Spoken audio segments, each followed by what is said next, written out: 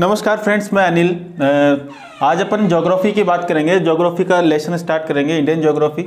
और dear friends, ये अपने कंपटीशन क्लासेस के अंदर अगर बात करें तो सेंटर और स्टेट दोनों के अंदर बहुत ही ज़्यादा इंपॉर्टेंट है। जैसे अगर बात करें स्टेट गवर्नमेंट में, जैसे रीट का बहुत बड़ा एग्जाम है, पटवार का है, तो इनके अंदर बहुत अच्छा इसका रिस्पॉन्स रहेगा। तो आज से अपन स्टार्ट करेंगे इंडियन ज्योग्राफी, भारतीय भूगोल, इसके बारे में चर्चा करेंगे। सबसे पहले अपन बेसिक सी बातें करेंगे जिससे अपना एक बेस तैयार हो। और मैं देखता हूँ कि जैसे अपन बात करते हैं, छोटे छोटे जैसे शब्द होते हैं, जैसे अपन बोलते हैं जनरली कि भूगोल है, एक ज्योग्राफी है, तो ये शब्द कहाँ से आए, अपन को एक समझ विकसित करनी है। और उसी चीज़ को लेकर मैं आपको आज कुछ शब्दावलियाँ बताऊंगा और एक बेस मजबूत करूंगा जिससे अपन कल क्लास को अपन कंटिन्यू कर सके। लेकिन एक बार ये जो बेस क्लियर हो जाएगा उसके बाद अपन को चीज़ें अच्छे से समझ में आएगी। तो कुछ चीज़ें हैं जो अपन उस पर बात करेंगे। तो फ्रेंड्स, जैसे अगर मैं बात करूं कि ज्योग्राफी क्या है, ज्योग्राफी का मतलब क्या होता है, इसके अंदर किन चीज़ों का अपन अध्ययन करेंगे, उनके बारे में अपन आज बात करेंगे। ज्योग्राफी की बात करें तो ज्योग्राफी के अंदर ब्रह्मांड का अध्ययन करते हैं। अगर जनरली अगर मैं बात करूं तो ब्रह्मांड के पूरे जितने भी जैविक और अजैविक तत्व होते हैं उनका अपन इसमें अध्ययन करते हैं। तो मेरे फ्रेंड्स, डियर स्टूडेंट्स, आप बात करेंगे अपन ज्योग्राफी पर। तो ज्योग्राफी देखो, ज्योग्राफी के अंदर, भूगोल के अंदर जितने भी मैं शब्द आपको बोलूँगा, सारे के सारे की शब्द क्या है स्टूडेंट्स की, उनका अर्थ उन्हीं के अंदर छुपा हुआ है। इनके अंदर ब्रह्मांड का अपन अध्ययन करेंगे, ब्रह्मांड के अंदर कौन कौन से तत्व है, उनकी चीज़ों के बारे में अपन जानकारी हासिल करेंगे। जैसे मैं यहाँ पर एक लिखता हूँ,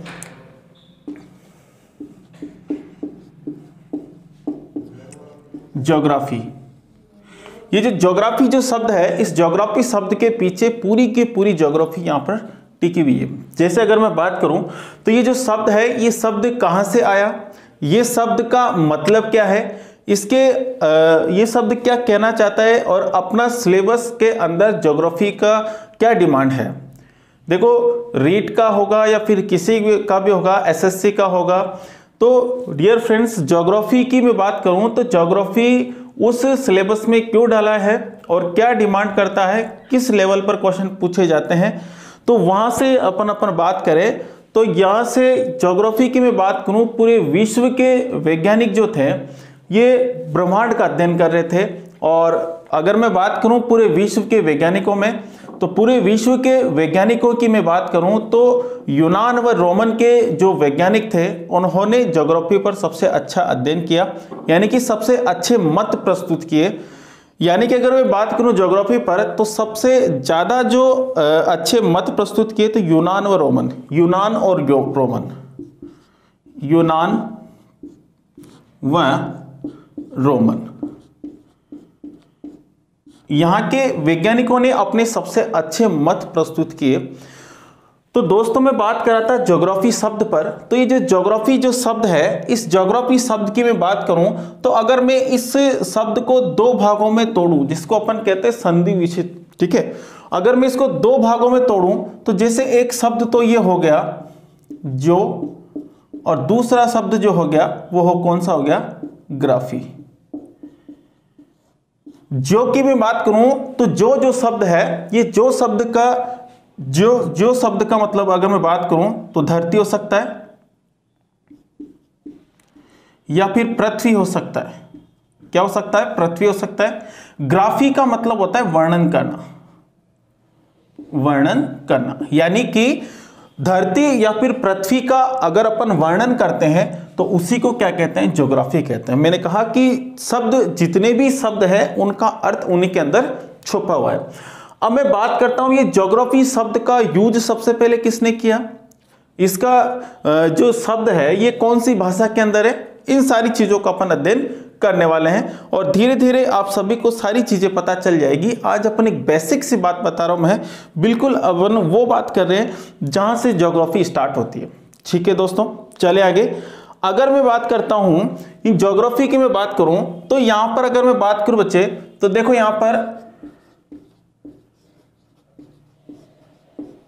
ज्योग्राफी, ठीक है दोस्तों। तो ज्योग्राफी जो शब्द है, ये ज्योग्राफी जो शब्द है, ये शब्द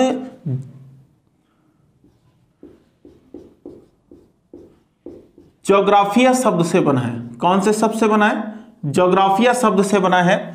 ये जोग्राफिया शब्द से ही ज्योग्राफी शब्द बना है। अगर मैं बात करूं जोग्राफिया, तो जोग्राफिया जो शब्द है ये अंग्रेजी भाषा का शब्द है। किस भाषा का शब्द है? अंग्रेजी भाषा का शब्द है।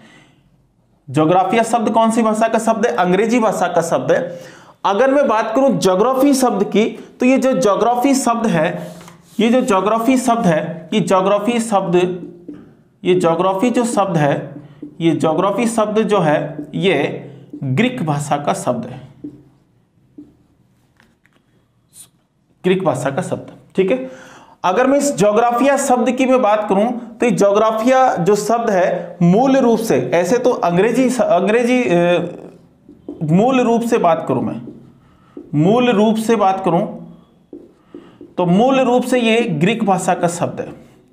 अब आपके दिमाग में ये आ रहा होगा कि सर आप तो ये बोल रहे हो कि ज्योग्राफिया जो शब्द है ये अंग्रेजी भाषा से लिया गया है, ठीक है। ज्योग्राफिया शब्द अंग्रेजी भाषा से लिया गया है और आप यहां पर बता रहे हो कि मूल रूप से ग्रीक भाषा का शब्द है। तो बच्चा यहां पर अगर अपन बात करते हैं, तो अगर मैं भारत में बात करूं, तो भारत के अंदर मूल रूप से अगर मैं बात करूं तो हिंदी भाषा बोली जाती है, हिंदी। अब हिंदी भाषा के अंदर बहुत सारे जो लैंग्वेजेस है, बहुत सारी जो भाषाएं हैं, इनके शब्दों का अपन यूज करते हैं। जैसे अगर मैं बात करूं, एक शब्द की मैं बात करूं, तो मैं बोल दूं कि टाइम की बात कर रहा हूं,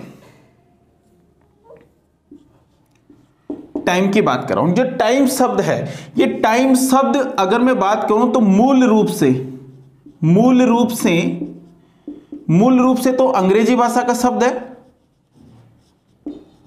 ठीक है। मूल रूप से तो किसका शब्द है? अंग्रेजी भाषा का शब्द है।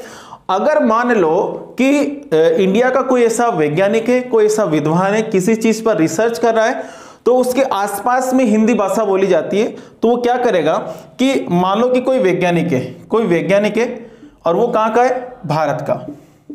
कहां का बच्चा? भारत का है। भारत में ज्यादातर हिंदी भाषा बोली जाती है, तो उसके आसपास में हिंदी भाषा बोली जाती है। अब इस वैज्ञानिक को टाइम शब्द की जरूरत पड़ी, और टाइम शब्द की जरूरत पड़ी तो इन्होंने क्या किया कि हिंदी जो भाषा है उसमें से टाइम शब्द को इन्होंने ले लिया। अब ये वैज्ञानिक क्या कहेंगे? ये कहेंगे कि मैंने हिंदी भाषा से टाइम शब्द को लिया है। किस भाषा से लिया है? हिंदी भाषा से टाइम शब्द को लिया है, लेकिन टाइम शब्द जो है वो मूल रूप से अंग्रेजी भाषा का शब्द है, इंग्लिश भाषा का शब्द है, ठीक है। उसी प्रकार से ज्योग्राफिया जो शब्द है वो अंग्रेजी भाषा में भी यूज किया जाता है, ठीक है। किस में किया जाता है? अंग्रेजी भाषा में भी यूज किया जाता है। ज्योग्राफिया जो शब्द है ये अंग्रेजी भाषा में यूज किया जाता है, लेकिन इसको जब लिया गया तो अंग्रेजी भाषा से लिया गया, ठीक है। तो यानी कि ज्योग्राफिया शब्द किस भाषा से लिया गया? अंग्रेजी भाषा से लिया गया। किस भाषा से लिया गया बच्चा? अंग्रेजी भाषा से लिया गया। तो यहां पर अगर मैं बात करूं, यूनान का एक वैज्ञानिक था, कि कहां का वैज्ञानिक था? यूनान का एक वैज्ञानिक था, यूनान का एक वैज्ञानिक था, ठीक है। यूनान के बहुत सारे ऐसे वैज्ञानिक थे, यूनान व रोमन के, जैसे अरस्तु है, ठीक है, हेरोडोटस है, ठीक है, इरेथोस्थनीस है। बहुत सारे ऐसे वैज्ञानिक हैं जिन्होंने ज्योग्राफी पर अपना मत प्रस्तुत किया, अच्छे मत प्रस्तुत किए, इसलिए आज अपन उनको जानते हैं, ठीक है बच्चे। यहां पर अगर मैं बात करूं तो यहां पर एक वैज्ञानिक था यूनान का, इरेथोस्थनीज। कौन है बच्चे? इरेथोस्थनीज। यूनान का एक वैज्ञानिक था इरेथोस्थनीज। ये इरेथोस्थनीज की मैं बात करूं तो ये एक यूनानी था, और ये बात करें इरेथोस्थनीज की तो इन्होंने ज्योग्राफी में एक जान डाली। इन्होंने दिन पे दिन रिसर्च किया, बहुत सारी चीज़ों की खोज की और लोगों को बताया, अवेयरनेस किया। तो बच्चे इस इरेथोस्थनीज की मैं बात करूं तो इरेथोस्थनीज ने क्या किया कि इसने ही ज्योग्राफी शब्द की उत्पत्ति की, ठीक है। कैसे किया? इरेथोस्थनीज ने ज्योग्राफिया शब्द अंग्रेजी भाषा से लिया। किससे लिए बच्चे? अंग्रेजी भाषा से लिया। इरेथोस्थनीज ने ये कहा कि मैंने जो ज्योग्राफिया शब्द है, ये ज्योग्राफिया शब्द मैंने अंग्रेजी भाषा से लिया, और ज्योग्राफिया शब्द से ही इन्होंने कौन सी शब्द बना दिया? ज्योग्राफी शब्द बना दिया, ठीक है। इन्होंने कहा कि ज्योग्राफिया जो शब्द है ये मूल रूप से किस भाषा का शब्द है? ग्रीक भाषा का शब्द है, ठीक है बच्चे। इसलिए इरेथोस्थेनीस की बात कर रहा हूं मैं। इरेथोस्थेनीस को फादर ऑफ ज्योग्राफी कहा जाता है, ज्योग्राफी के पिता कहा जाता है। ठीक है बच्चे, तो यहां पर अगर अपन बात करें तो ज्योग्राफी के पिता किसे कहा जाता है? ज्योग्राफी के पिता किसे कहा जाता है बच्चा? इरेथोस्थेनीस को। ठीक है, अब बात करते अपन, बहुत सारे यहां पर क्वेश्चंस आपके दिमाग में पुटअप हो रहे होंगे कि सर ज्योग्राफी के पिता इसे कहते हैं, परंपरागत ज्योग्राफी के पिता किसे कहते हैं। तो यहां पर बहुत सारी चीजें अपन निकल कर आएगी और सारी की सारी चीजें अपन यहां पर देखने वाले हैं। ठीक है बच्चे, ध्यान से देखना है, सारी चीजों को अच्छा आसानी से समझना है। ठीक है, चलते हैं आगे। तो बच्चे यहां पर अगर बात करें ज्योग्राफी के पिता इसे कहते हैं। चलिए आगे, आपसे पूछा जाए कि ज्योग्राफी शब्द कौन से शब्द से बना है? ज्योग्राफिया शब्द से बना है। क्वेश्चन किस तरीके से भी आपसे पूछा जा सकता है। आपसे पूछा जा सकता है कि ज्योग्राफिया शब्द मूल रूप से किस भाषा का शब्द है? ग्रीक भाषा का शब्द है। अब बच्चे यहां पर ये ग्रीक भाषा का शब्द है, तो इससे ग्रीक भाषा ही बन सकती है। ठीक है, तो ज्योग्राफी शब्द भी किस भाषा का शब्द है? ग्रीक भाषा का शब्द है। ज्योग्राफी शब्द की उत्पत्ति किस वैज्ञानिक ने की? इरेथोस्थेनीस ने की। और ये कहां के थे? यूनान के थे। इन्होंने क्या किया? दूसरी व तीसरी सदी के अंदर ही मेरे बच्चे ज्योग्राफी शब्द की उसने उत्पत्ति कर दी। ठीक है, अब मैं बात करता हूं भारत के वैज्ञानिकों की। अपन बात करेंगे, एक शब्द और सुना होगा आपने, और वो शब्द की मैं बात करूं तो वो शब्द है भूगोल। भूगोल शब्द की मैं बात करता हूं बच्चे। भूगोल शब्द की मैं बात करता हूं तो भूगोल शब्द भी कहां से आया? देखो, अगर मैं भारतीय वैज्ञानिकों की मैं बात करता हूं जनरली, तो भारतीय वैज्ञानिकों ने पृथ्वी को गोलाकार माना। ठीक है, पृथ्वी को गोलाकार मानकर ही इसकी क्या की इन्होंने मतलब इसका अध्ययन किया। ठीक है, जबकि विदेशी जितने भी वैज्ञानिक थे उन्होंने पृथ्वी को एक तस्तरीनुमा माना। कैसा माना बच्चा? तस्तरीनुमा माना। तो मेरे प्यारे बच्चा कि भूगोल शब्द की उत्पत्ति में बात करता हूं तो भूगोल शब्द की जो उत्पत्ति की वो भारतीय वैज्ञानिकों ने की। और भारतीय वैज्ञानिकों में एक वैज्ञानिक था जेम्स रेनेल, उन्होंने ही भूगोल शब्द की उत्पत्ति की। ठीक है बच्चे, मैंने कहा कि जितने भी शब्द है उन शब्दों के बारे में अगर मैं बात करूं तो उनका अर्थ उन्हीं के अंदर छुपा हुआ है। ठीक है, ध्यान रखना, इस बात को नोटेट करना। जितने भी शब्द है उनका अर्थ उन्हीं में छुपा हुआ है। इस प्रकार से जैसे मैं आपको बात करता हूं, यहां तक आपने नोट कर लिया होगा। देखो बच्चे,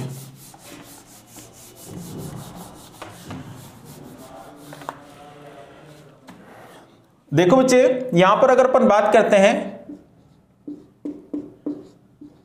भूगोल की बात कर रहा हूं। किसकी बात कर रहा हूं? भूगोल की बात कर रहा हूं। तो इस भूगोल शब्द की मैं बात कर रहा हूं। अपन शब्दावलियों की तरफ चल रहे हैं, छोटी छोटी चीजों को समझ रहे हैं।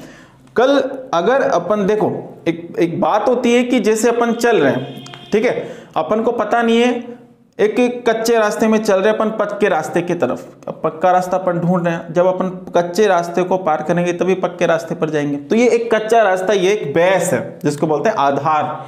तो ये आधार ही है, और ये आधार से ही अपन एक दिन दौड़ जाएंगे। ठीक है, चले आगे। भूगोल की मैं बात कर रहा हूं तो भूगोल जो शब्द है इसका अर्थ इसी के अंदर छुपा हुआ है। और कैसे छुपा हुआ है? देखो बच्चे, इसको भी मैंने दो भागों में तोड़ा। ठीक है, और दो भागों में तोड़ता हूं तो एक तो होता है भू, ठीक है बच्चा, और एक होता है गो।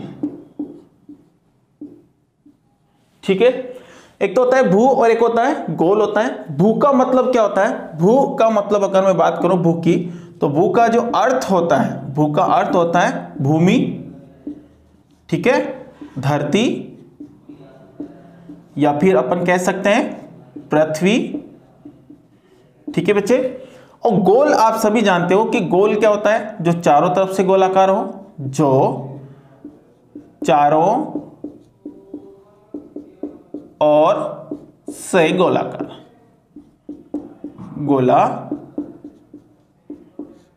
जो चारों ओर से गोलाकार।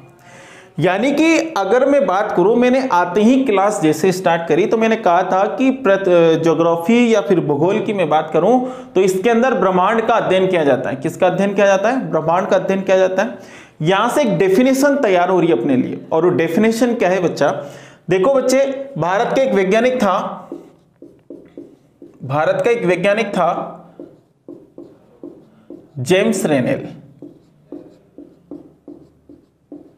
इस जेम्स रेनेल की मैं बात करता हूं बच्चे, तो इन्होंने भारत की तरफ से अच्छे मत प्रस्तुत किए और इन्होंने एक डेफिनेशन दी, एक परिभाषा दी भूगोल की।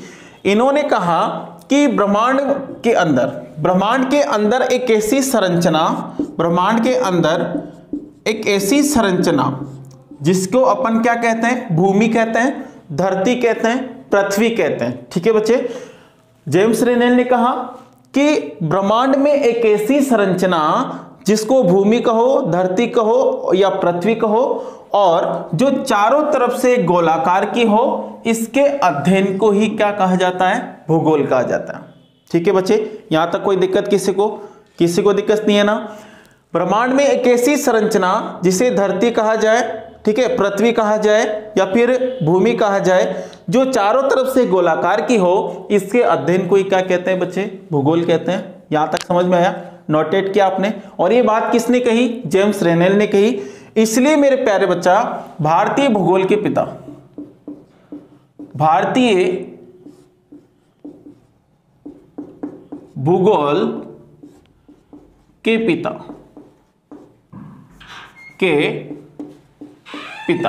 भारतीय भूगोल के पिता किसे कहा जाता है, जेम्स रेनेल को कहा जाता है। ठीक है, यहां तक नोटेट किया।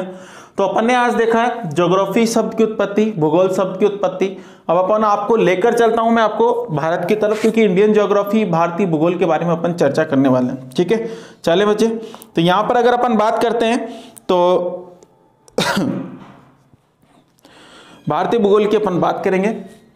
देखो, तो सबसे पहले अपना जो चैप्टर होगा एक सामान्य अध्ययन का चैप्टर होगा, जिसके अंदर अपन भारत की कुछ बेसिक सी बातें करेंगे। भारत के अंदर अक्षांश देशांतर की बात होगी और भारत के जितने भी बेसिक चीजें हैं उनको अपन समझेंगे, भारत के स्ट्रक्चर को समझेंगे और वहीं से अपन बात करेंगे बच्चे। चलते हैं आगे। देखो बच्चे,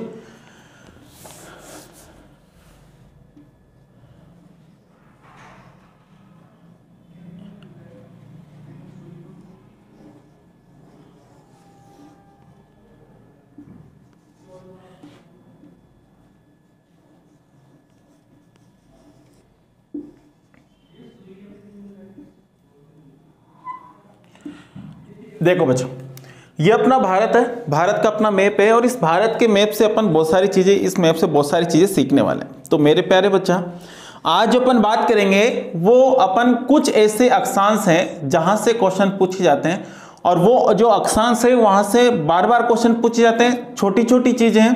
देखो, अपन को जैसे जिस प्रकार से जो स्टूडेंट होता है उसको चीजें सारी देखनी चाहिए, छोटी भी देखनी चाहिए और बड़ी भी देखनी चाहिए, लेकिन चीजें वही देखना चाहिए अपने एग्जाम के पॉइंट ऑफ व्यू से कि क्या पूछा गया और क्या पूछने वाला है। 5 साल के जितने भी पेपर्स हैं उसके अंदर अपन को देखना है कि क्या पूछा रहा है, क्या पूछ रहा है, कि ट्रेंड क्या चल रहा है। ठीक है, अपन को वो चीजें भी नहीं देखनी कि यार ये चीजें पूछ ही नहीं रहा और अपन उस अपने काम की नहीं है, तो ठीक है। तो चीजें अपन सारी देखेंगे और चीजें वही देखेंगे जो अपने काम की है। ठीक है बच्चे, चलते हैं आगे। तो ये अपना भारत है और इस भारत की मैं बात करता हूं तो ये उत्तरी हिस्सा है, ठीक है, ये दक्षिणी है। ठीक है बच्चा, तो यहां पर उत्तर से दक्षिण की तरफ जितने भी अगर मैं बात करूं तो यहां पर अक्षांश और देशांतर, चारों दिशाओं के अंदर जितने भी अक्षांश और देशांतर फैले हुए हैं उनकी अपन बात करेंगे। तो मेरे प्यारे बच्चा, यहां पर अगर अपन बात करते हैं तो यहां पर कुछ अक्षांश की बात करेंगे। सबसे पहले अक्षांश की बात कर लेते हैं और कौन कौन से अक्षांश से कौन कौन से क्वेश्चन पूछे जाते हैं वो भी अपन बात कर लेते हैं। तो बच्चे, यहां पर अगर अपन बात करते हैं अक्षांश और देशांतर की, तो कुछ अक्षांश ऐसे हैं जहां से क्वेश्चन पूछे जाते हैं और वो क्वेश्चन क्या पूछे जाते हैं वो चीज अपन बात करेंगे। ठीक है दोस्तों, तो भारत की अगर मैं बात करूं तो भारत के बीचों बीच एक ऐसा अक्षांश है और उस अक्षांश से बार बार क्वेश्चन पूछा जाता है और उस अक्षांश की मैं बात करता हूं बच्चे, तो वो अक्षांश कौन सा है, देखो यहां,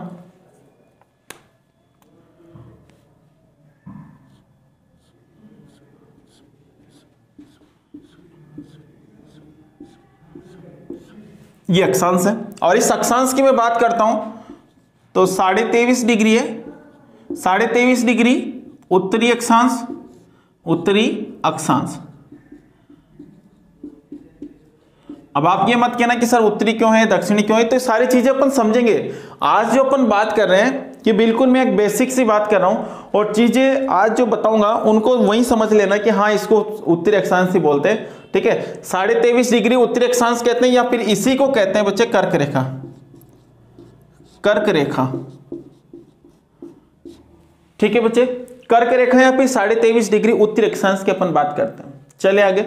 तो बच्चे ये जो अक्षांश है, इस अक्षांश के बारे में सबसे पहले तो एक बेसिक सी बात आपको याद रखनी है, और वो बेसिक सी बात क्या है कि ये जो अक्षांश है ये भारत को 2 समान भागों में विभाजित करता है। ठीक है, क्या करता है? भारत को 2 समान भागों में विभाजित करते हैं। हालांकि आजकल ऐसे क्वेश्चन नहीं पूछे जाते, लेकिन अपन को जनरली पता तो होना चाहिए कि कौन सा अक्षांश भारत को 2 समान भागों में विभाजित करता है, तो 23.5 डिग्री उत्तरी अक्षांश। ठीक है बच्चे, या उसको क्या कहते हैं? कर्क रेखा कहते हैं। चलिए आगे। तो मेरे प्यारे बच्चा, यहां पर अगर बात करें तो ये भारत को 2 समान भागों में विभाजित करता है। भारत को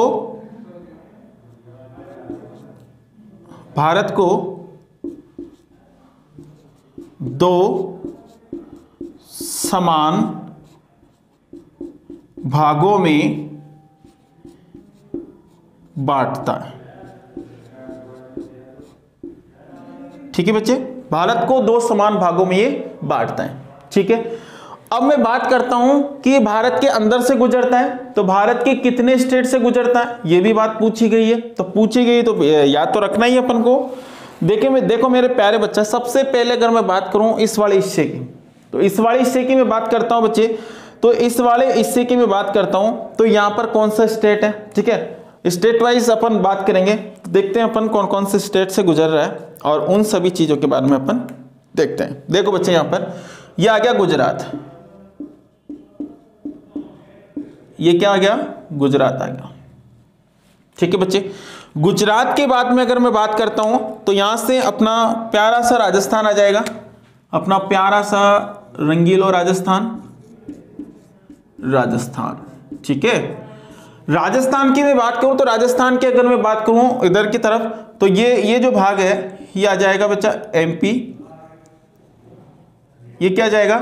एमपी आ जाएगा। और एमपी के बाद अगर मैं बात करता हूं, तो एमपी के बाद अगर मैं बात करूं तो यहां पर आ जाएगा छत्तीसगढ़। क्या आ जाएगा बच्चे? छत्तीसगढ़। अगर आप मैप को ध्यान से देखते हो तो इस आकृति का होगा छत्तीसगढ़। ठीक है, ये छत्तीसगढ़ आ गया। छत्तीसगढ़ के बाद में अगर बात करूं तो यहां पर आ जाएगा झारखंड। ठीक है बच्चे, धोनी का घर। ठीक है, झारखंड आ गया। झारखंड की मैं बात करूं तो झारखंड के बाद में पश्चिमी बंगाल, वेस्ट बंगाल। ठीक है बच्चे, ये वेस्ट बंगाल, पश्चिमी बंगाल, और पश्चिमी बंगाल के बाद में एक छोटा सा स्टेट है यहां पर, और उस छोटे से स्टेट की मैं बात करूं तो यहां पर है त्रिपुरा। क्या आ जाएगा बच्चे? त्रिपुरा आ जाएगा। ठीक है, त्रिपुरा के बाद में यहां पर आ जाएगा एक मिजोरम। ठीक है बच्चे, तो ये मैंने सारे के सारे स्टेट बता दिए जहां से कर्क रेखा गुजरती है। ठीक है बच्चे, कितने हुए गिनते हैं अपन? 1 2 3 4 5 6 7 और ये 8, यानी कि 8 स्टेट से अपनी कर्क रेखा यहां से गुजरती है।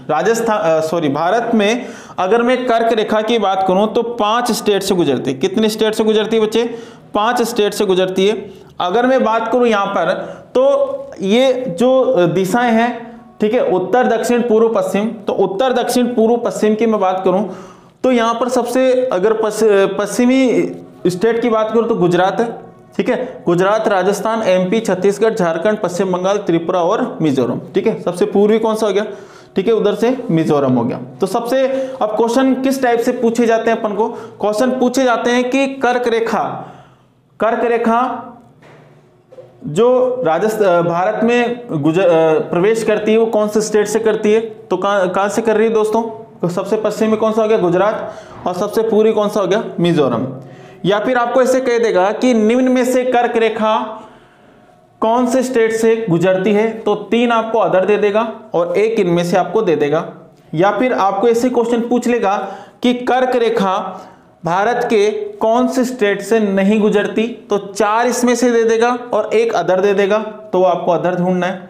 या फिर आपसे ये क्वेश्चन भी पूछ लेगा कि कर्क कर्क रेखा भारत के इन स्टेटों से गुजरती है, इनको पूर्व से पश्चिम की ओर क्रम से जमाओ। तो क्रम से जमाना होगा, पूर्व से पश्चिम की ओर या फिर पश्चिम से पूर्व की ओर।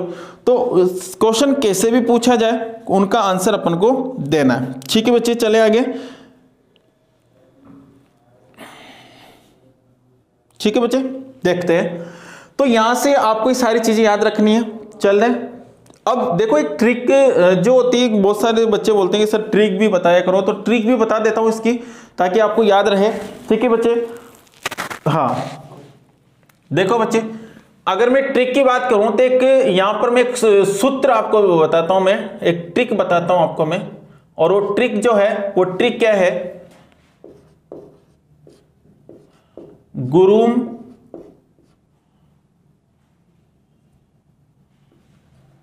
छज्जा पवित्रम, गुरुम छज्जा पवित्रम। ठीक है बच्चे, तो एक सूत्र आपको दे रहा हूं मैं, इसको याद रखना है, गुरुम छज्जा पवित्रम। कैसे याद रखना है बच्चे, गुरुम छज्जा पवित्रम। जैसे ग से अगर मैं बात करूं तो गुजरात, ठीक है, र से अगर मैं बात करूं तो राजस्थान, म से अगर मैं बात करूं तो एमपी, छ से अगर मैं बात करूं तो छत्तीसगढ़, ठीक है बच्चे, झा से अगर मैं बात करूं झारखंड, ठीक है, प की में बात करूं तो प से पश्चिम बंगाल आ जाएगा,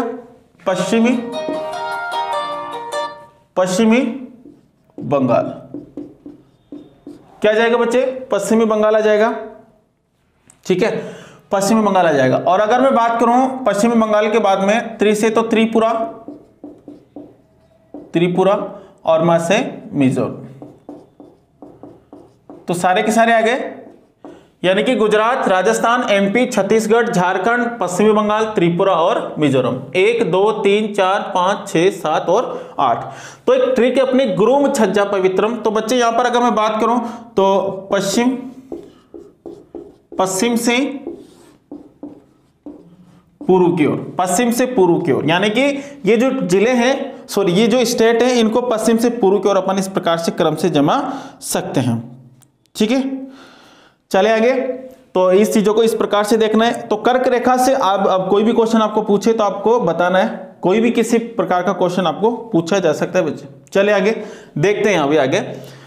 अब देखते हैं ये अपनी जो पृथ्वी है, ठीक है, इस पर जो अक्षांश है, और ये अक्षांशों की मैं बात करूं तो यहां से 23.5 डिग्री और 23.5 डिग्री के जस्ट नीचे की मैं बात करता हूं तो 23.5 डिग्री के जस्ट नीचे आपको 22 डिग्री मिलेगा या नहीं मिलेगा? मिलेगा ना बच्चा। तो यहां पर अगर मैं बात करता हूं तो यहां पर एक आपको अक्षांश मिलेगा, और इस अक्षांश की मैं बात करता हूं 22 डिग्री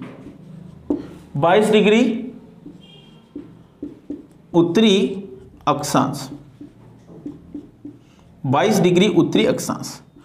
इस 22 डिग्री उत्तरी अक्षांश से ज्यादा तो क्वेश्चन नहीं पूछे जाते, लेकिन यहां से 2 क्वेश्चन पूछे जाते हैं, जनरली देखने को मिलता है। यहां से क्वेश्चन मिलता है बच्चे कि भारत का जो दक्षिण भाग है, भारत का जो प्रायद्वीप है, इस प्रायद्वीप के बारे में ये क्वेश्चन मिलता है कि भारत का जो दक्षिण भाग है वो एक सिकुड़ा हुआ है, ठीक है, एक संकीर्ण है, एक नैरो है। यानी कि आपसे पूछा जाएगा कि भारत का जो दक्षिणी भाग है ये कौन से अक्षांश के बाद नैरो होता जाता है, सकरा होता जाता है, या संकीर्ण होता जाता है। तो यहां से अगर मैं बात करूं बच्चे तो यहां पर 22 डिग्री की मैं बात करता हूं तो 22 डिग्री उत्तरी अक्षांश जो है ये भारत के जो दक्षिणी भाग है यहां से नैरो होता जाता है। ठीक है, तो आपसे क्वेश्चन में पूछा जा सकता है कि भारत का दक्षिणी भाग कौन से अक्षांश के बाद नैरो, संकीर्ण या सकरा होता जाता है? तो 22 डिग्री उत्तरी अक्षांश के बाद नैरो, संकीर्ण या फिर सकरा होता जाता है। तो यहां से क्वेश्चन पूछा जा सकता है जनरली। तो ये चीज आपको ध्यान रखनी है बच्चे। ठीक है, चले आगे।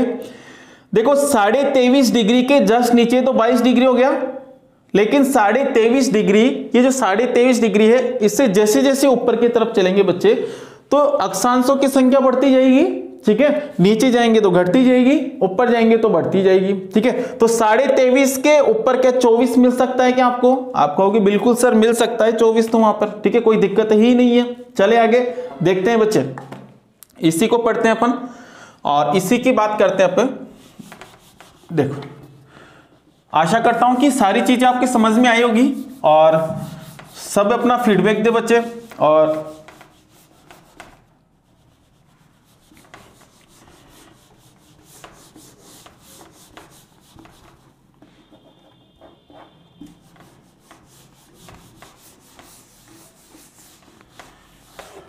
देखो, यहां पर अगर अपन बात करते हैं बच्चे,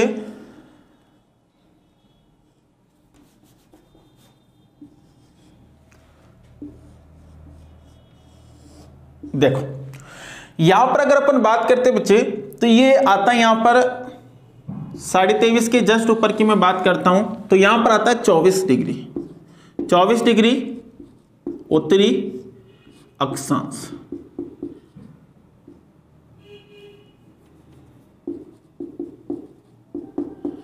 ठीक है बच्चा, देखो 24 डिग्री उत्तरी अक्षांश की मैं बात करता हूं, तो 24 डिग्री उत्तरी अक्षांश क्यों अक्सर एग्जाम में पूछा जाता है, क्यों सुर्खियों में रहता है, तो ये जो बात है ये भारत और पाकिस्तान की आ जाती है, और भारत और पाकिस्तान की बात जहां पर आ जाती है वहां पर तो फिर चीजें सुर्खियों में रहती है। ठीक है बच्चे, चलते हैं आगे। देखो 24 डिग्री उत्तरी अक्षांश की मैं बात करता हूं, तो 24 डिग्री उत्तरी अक्षांश के बाद यहां पर जस्ट यहां पर अपना एक पड़ोसी देश है, वो है पाकिस्तान। और ये पाकिस्तान की मैं बात करता हूं, तो पाकिस्तान क्या है कि 24 डिग्री के जस्ट ऊपर है, इधर अपना भारत है। ठीक है, भारत का समुद्री क्षेत्र है। ठीक है, और इस भारत के समुद्री क्षेत्र की मैं बात करता हूं, तो पाकिस्तान जो है ये भी क्या करता है, व्यापार करना चाहता है, ये भी दो पैसे कमाना चाहता है। तो पाकिस्तान जो है पैसा कमाता है, यानी कि अपने जो दक्षिणी गोलार्ध के जितने भी देश है उन देशों में अपना व्यापार बढ़ाना चाहता है, ट्रेडिंग करना चाहता है। तो पाकिस्तान क्या करता है कि मुझे यहां से डायरेक्ट रास्ता मिल जाए, एक तो एक ही यहां से डायरेक्ट मिल जाए, एक ये घूम घुमा के आता है। ठीक है, और घूम घुमा के आएगा तो उससे समय ज्यादा लगेगा और परिवहन का खर्चा भी ज्यादा आएगा इसका। तो ये कहता है भारत को कि मुझे ये जो 24 डिग्री है, इस 24 डिग्री से एक रास्ता दे दो मुझे। ठीक है, क्या दे दो बच्चा, 24 डिग्री से एक रास्ता यहां पर मुझे दे दो। ठीक है, लेकिन भारत कहता है कि भाई मैं रास्ता तो नहीं दूंगा तेरे को, क्योंकि ये क्या करता है, चालाकियां करता है, बार बार विश्वास तोड़ देता है, और जिस पर विश्वास टूट जाता है ना वो विश्वास बनता नहीं है। ठीक है, भारत बार बार इसके ऊपर क्या कर लेता है, विश्वास कर लेता है, लेकिन भारत इतना भी बेवकूफ नहीं कि बार बार विश्वास कर लेगा। ठीक है बच्चे, क्या होता है कि यहां पर ये 24 डिग्री उत्तरी अक्षांश की मैं बात कर रहा हूं, तो पाकिस्तान कहता है कि मुझे यहां से रास्ता दे दो। अब क्या होता है कि जैसे एग्जाम्पल फॉर एग्जाम्पल की बात कर रहा हूं मैं, कि जैसे कोई आपका कोई दुश्मन है, बार बार आपसे चालाकियां कर रहा है। ठीक है, आप उसके ऊपर विश्वास कर ले तो चालाकियां कर देता है।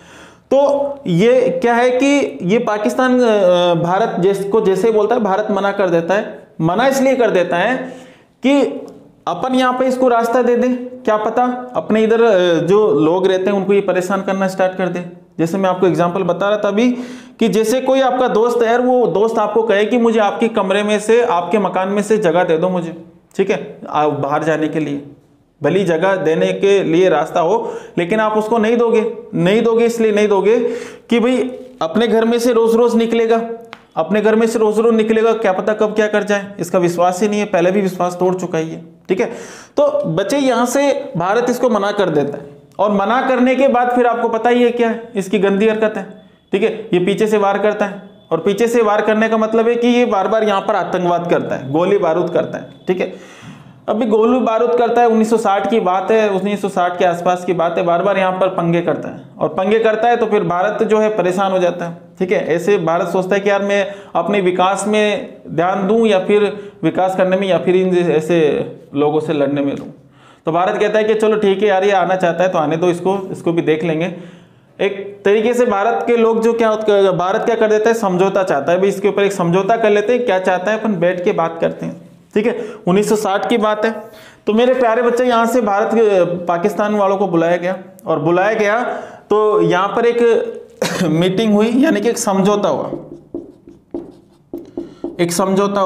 और इस समझौते की मैं बात करूं तो इस समझौते के जो अध्यक्ष है, जैसे कोई भी समझौता है तो एक मीटिंग होती है, और उस मीटिंग में अपन क्या करते हैं कि अध्यक्ष मनोनीत कर देते हैं कि उसकी अपन बात मानेंगे, वो एक निर्णय लेगा, उस निर्णय को अपन मानेंगे। ठीक है बच्चे, तो यहां पर एक मीटिंग हुई, उस मीटिंग के जो अध्यक्ष है, वो अध्यक्ष एक व्यक्ति था सरक्रिक, और इस सरक्रिक की मैं बात करूं तो सरक्रिक नामक जो व्यक्ति की अध्यक्षता में एक मीटिंग हुई, एक समझौता हुआ जिसको अपन सरक्रिक समझौता कहते हैं। ठीक है बच्चे, 1960 में हुआ। और ये बात कब की चल रही है? 1960 की। ठीक है बच्चे, अब देखो बात को ध्यान से सुनो। यहां पर अगर मैं बात करूं तो यहां पर समझौता हुआ और सरक्रिक व्यक्ति की अध्यक्षता में हुआ। ठीक है बच्चे, सरक्रिक ने कहा कि यहां पर कहा कि भारत जो है चलो ठीक है आपको रास्ता दे लेगा, ठीक है, रास्ता यहां से आपको मिल जाएगा 24 डिग्री से बंटवारा हो जाएगा, लेकिन फिर आप कश्मीर की तरफ आंख उठाकर नहीं देखोगे। अब पाकिस्तान कहता है कि नहीं नहीं, कश्मीर तो हमारा है, यहां से हमें रास्ता भी चाहिए। भारत कहता है कि अब तो कश्मीर भी नहीं मिलेगा और यहां से रास्ता भी नहीं मिलेगा, अब जो तू करना चाहे वो कर सकता है। ठीक है, सरक्रिक ने जो नियम बनाए, भारत सबको मानने को राजी हो गया, लेकिन पाकिस्तान उसको नहीं माना। और पाकिस्तान जब नहीं मानता है तो ये समझौता क्या हो जाता है? असफल हो जाता है। यहां पर एक असफल समझौता हुआ 1960 के अंदर और सरक्रिक व्यक्ति की अध्यक्षता में हुआ, इसलिए इसको सरक्रिक समझौते के नाम से जाना गया। किसके नाम से जाना गया? सरक्रिक समझौते। और इस सरक्रिक समझौते की मैं बात करूं तो यहां पर जो कच्छ का रण है इसको वर्तमान में सरक्रिक के नाम से भी जानते हैं, सरक्रिक के नाम से भी जानते हैं। ठीक है बच्चे, तो ये बात ध्यान रखना है, आपसे पूछा जा सकता है कि सरक्रिक समझौता कौन से दो देशों के मध्य हुआ? तो भारत और पाकिस्तान के मध्य हुआ। किसके मध्य हुआ बच्चे? भारत और पाकिस्तान के मध्य सरक्रिक समझौता हुआ। चले आगे। इसी के बाद में अगर इसी के बाद अपन बात करें तो 1960 में हुआ, ठीक है, और 24 डिग्री पर हुआ। तो ये भी क्वेश्चन किसी भी टाइप से आपसे पूछा जा सकता है कि सरक्रिक समझौता जो था, सरक्रिक समझौता वो कौन से अक्षांश को लेकर हुआ, या फिर भारत पाकिस्तान के बीच 1960 में सरक्रिक नामक व्यक्ति की अध्यक्षता में कौन सा समझौता हुआ? तो सरक्रिक समझौता हुआ। और इसका जो परिणाम था वो असफल रहा, क्योंकि यहाँ पर पाकिस्तान ने जो शर्तें थी, जो नियम थे, उनको मानने से क्या कर दिया? वो इनकार कर दिया।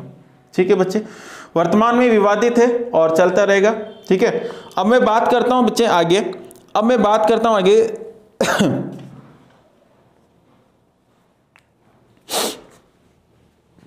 थोड़ी सी चीजें और समझ लेते हैं यहां पर।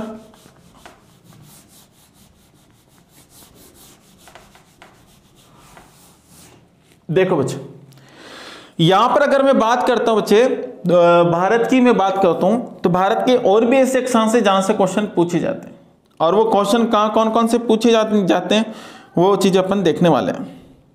चलें आगे।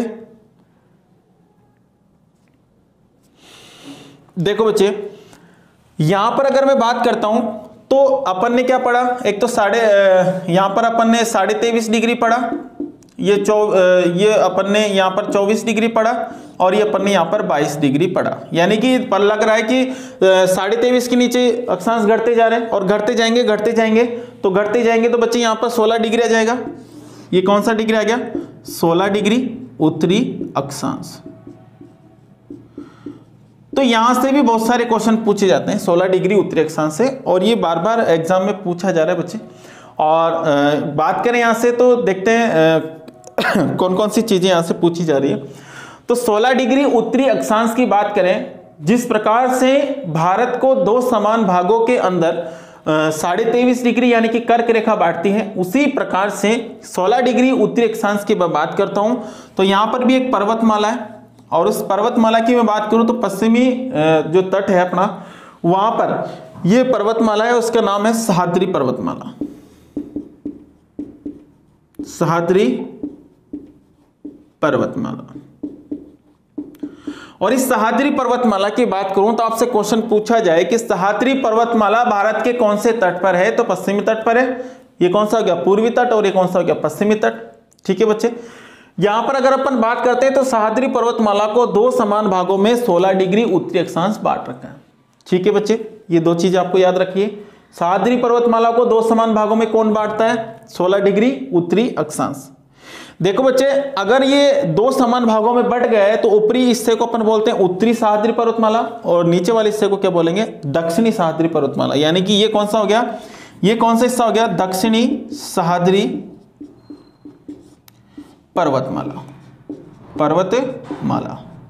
और ये कौन सा हो गया? उत्तरी सह्याद्री पर्वतमाला। ठीक है। देखो उत्तरी सह्याद्री पर्वतमाला और दक्षिणी सह्याद्री पर्वतमाला में दो दो चोटियां हैं और एक बार एग्जाम में पूछी गई चोटियां हैं बच्चे। यहां पर अगर मैं बात करूं तो उत्तरी सह्याद्री पर्वतमाला की मैं बात करता हूं और दक्षिणी सह्याद्री पर्वतमाला की मैं बात करता हूं, तो यहां से कौन कौन से क्वेश्चन पूछे जाते हैं दोस्तों। देखो यहां पर उत्तरी सह्याद्री पर्वतमाला में एक चोटी है और इस चोटी का नाम है कालसूबाई। कालसूबाई जिस प्रकार से अपने होती है ना, जैसे अपने बहन होती है तो अपन, जैसे कविता है तो अपन उसको बोलते हैं कविता बाई, ठीक है। जैसे ममता है तो ममता बाई, ठीक है। तो इसी प्रकार से सह्याद्री पर्वतमाला की भी एक बहन थी कालसू और इसको क्या बोलता था, कालसू बाई, ठीक है। ठीक है बच्चे। कालसू बाई के बाद में एक यहां पर एक और चोटी थी महाबलेश्वरम। महाबलेश्वरम कौन सी चोटी बच्चे, महाबलेश्वरम। अब आप सभी को पता है कि अपनी जो बहन बेटियां होती है, जो औरतें होती है, वो ज्यादा किसको मानती है, भगवान शिव को मानती है। तो सह्याद्री पर्वतमाला ने सोचा कि यार मेरी कालसूबाई जो है इसके लिए एक शंकर भगवान की व्यवस्था की जाए, ठीक है। भगवान शिव का एक प्रतीक होता है, उसकी व्यवस्था की जाए। तो उन्होंने यहाँ पर महाबलेश्वरम बना दिया और महाबलेश्वरम भगवान शिव का एक नाम है। ये याद करने के लिए बता रहा हूँ, बाकी ऐसा कहीं लिखा हुआ नहीं है, ठीक है बच्चे। तो यहां पर एक महाबलेश्वरम हो गई। इसके बाद में अगर मैं बात करूं दोस्तों दक्षिणी सह्याद्री पर्वतमाला की बात कर रहा हूं, तो दक्षिणी सह्याद्री पर्वतमाला की बात करूं तो यहां पर भी दो चोटियां हैं और इसकी बात करूं तो ये कुद्रेमुख है। कुद्रेमुख कौन सी चोटी है, कुद्रेमुख चोटी है। और कुद्रेमुख चोटी के जस्ट नीचे की मैं बात करता हूं तो दोस्तों यहां पर एक चोटी आपको यहां पर और मिलेगी और उस चोटी का नाम है पुष्पगिरी। पुष्पगिरी क्या नाम है बच्चे, पुष्पगिरी है। तो यहां पर इन चोटियों के बारे में देखो दोस्तों, बहुत बार क्वेश्चन ये भी पूछा गया कि उत्तरी सह्याद्री पर्वतमाला की सबसे ऊंची चोटी कौन सी है, दक्षिणी सह्याद्री पर्वतमाला की सबसे ऊंची चोटी कौन सी है। तो यहां पर अगर अपन बात करते हैं बच्चे, तो कालसूबाई की मैं बात करूं तो कालसूबाई की जो हाइट है वो 1646 किलोमीटर है। 1646 मीटर, सॉरी 1646 मीटर है। कितनी बच्चे, 1646 मीटर इसकी हाइट है, ठीक है बच्चे। और अगर मैं बात करूं महाबलेश्वरम की तो 1438, इसकी कितनी है दोस्तों, 1438 मीटर। देखो बात मैं आपसे कह रहा हूं कि अगर ऊंचाई कहीं पर भी आपसे पूछी जाए, ऊंचाई कहीं भी आपसे पूछी जाए तो हमेशा मीटर में ही आंसर देना है। अगर किलोमीटर आपके ऑप्शन में है तो आप उसको डायरेक्ट कट कर सकते हो, ठीक है। मीटर में आपको होगी। और अगर मैं बात करूं दोस्तों कुद्रेमुख की बात करूं तो कुद्रेमुख की कितनी है, 1892 मीटर, ठीक है बच्चे। और पुष्पगिरी की बात करूं दोस्तों तो इसकी जो ऊंचाई है वो 1748 मीटर, 48 मीटर। कितनी है दोस्तों, 1748 मीटर। तो मेरे प्यारे बच्चा यहां पर अगर अपन बात करते हैं कालसूबाई, तो कालसूबाई की कितनी होगी 1646 और महाबलेश्वरम की कितनी होगी 1438। यानी कि उत्तरी सह्याद्री पर्वतमाला की तो कौन सी हो गई, कालसूबाई। और अगर मैं दक्षिणी सह्याद्री पर्वतमाला की बात करूं तो दक्षिणी सह्याद्री पर्वतमाला की ऊंची चोटी कौन सी हो गई, कुद्रेमुख। कौन सी होगी बच्चे, कुद्रेमुख हो गए, ठीक है। यहां तक कोई दिक्कत नहीं है ना, दिक्कत। चले आगे देखो बच्चे, यहां पर अगर मैं बात करता हूं तो दक्षिणी सह्याद्री पर्वतमाला की कुद्रेमुख हो गई और पूरी सह्याद्री पर्वतमाला की सबसे ऊंची चोटी कौन सी हो गई, कुद्रेमुख। क्योंकि चारों चोटियों में सबसे ऊंची कौन सी हो गई, कुद्रेमुख हो गई, ठीक है। चले यहां तक कोई दिक्कत नहीं है यहां तक कोई दिक्कत नहीं है ना, चले बच्चे, ठीक है। तो ये चीज आपको ध्यान रखनी है यहाँ पर। तो और सारी चीजें अपन, ये बेसिक चीज बता रहा हूं मैं आपको बिल्कुल, और बेसिक से मैं आपको धीरे धीरे आपको वहां तक लेके जाऊंगा जहां पर फिर आपका थोड़ा सा लेवल बढ़ जाएगा। लेकिन 2 4 5 जो अपनी क्लासें हैं जहां पर अपना एक भारत के बारे में अपन समझ विकसित कर रहे हैं, वो वाली चीज अपन यहाँ पर देख रहे हैं और यहाँ पर चीजें हैं वो अपन समझ विकसित कर रहे हैं, ठीक है बच्चे। तो चीजें देखना है अपन को, अच्छे से देखना है और आराम से देखना है, ठीक है, आराम से समझना है। क्योंकि जो समझने वाली जो चीजें होती है, ठीक है ना, जो एग्जाम में पूछी जाती हैं, बहुत बार ऐसा होता है कि बच्चे बोलते हैं कि सर ये सारी चीज़ें हमें आती थी लेकिन हमें एग्जाम में आई नहीं।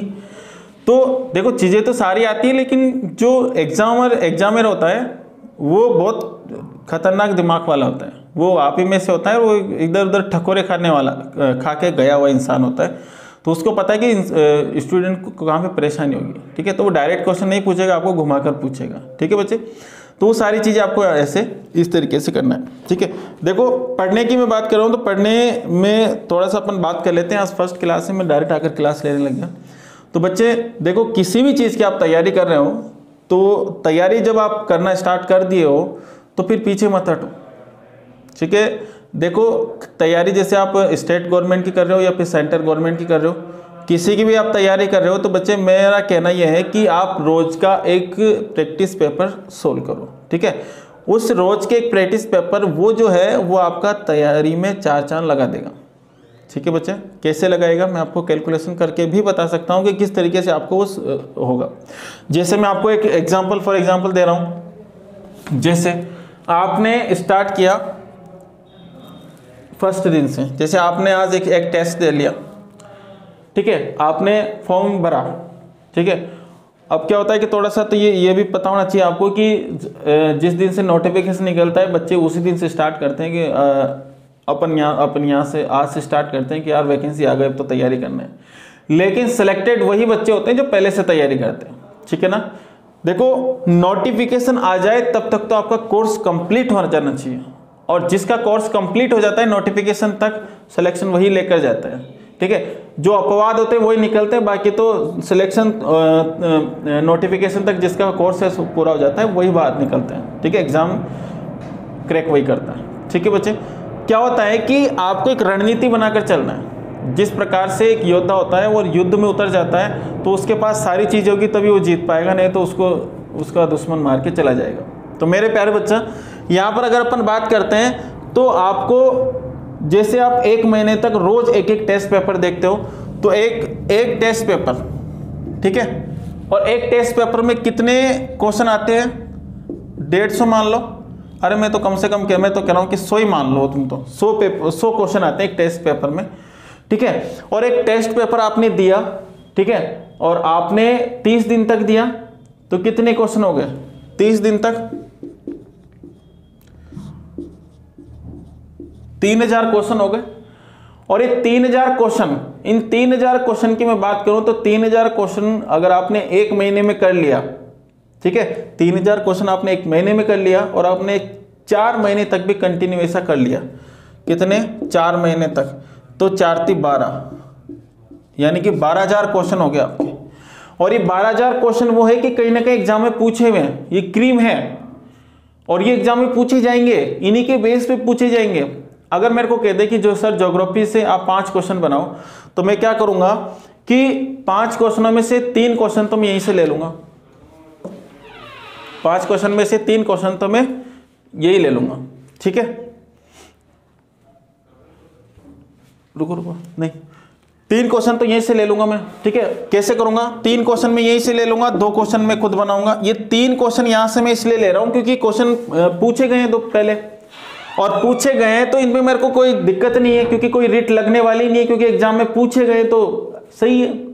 तो मैं 3 क्वेश्चन यहां से दे देता हूं, यानी कि अगर मैं बात करता हूं तो यहां से देखो 60%, लगभग 60% क्वेश्चन यहीं से पूछ लिए मैंने, ठीक है। समझ में आ रहा है ना? मतलब 60% का मतलब है कि मैंने को 5, मान लो कि 6 क्वेश्चन दिए मेरे को, तो मैंने 3 क्वेश्चन यहां से पूछ लिए, 50% क्वेश्चन तो मैंने आईवी में से पूछ लिया, 2 क्वेश्चन मैंने नहीं बना दिए।